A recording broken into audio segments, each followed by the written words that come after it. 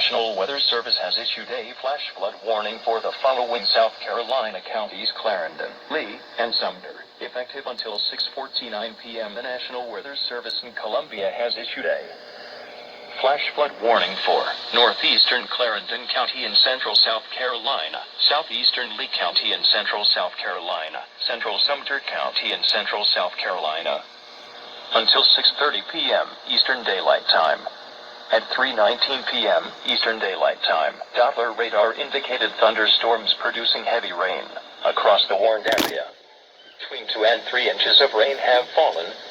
Flash flooding is ongoing or expected to begin shortly. Hazard: flash flooding caused by thunderstorms. Source: Doppler radar. Impact: flooding of small creeks and streams, urban areas, highways, streets, as well as other drainage and low-lying areas.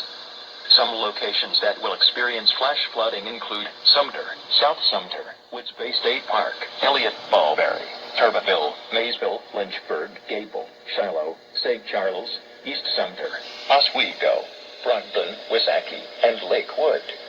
This includes the following highways: Interstate 20 in South Carolina near mile marker 125, Interstate 95, between mile markers 125,146. Additional rainfall amounts of 1 to 2 inches are possible in the warned area. Precautionary/preparedness actions.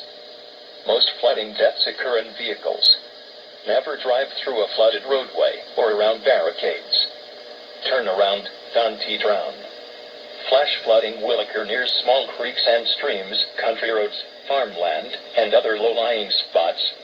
Avoid traveling in the warned area. A flash flood warning means that flooding is imminent or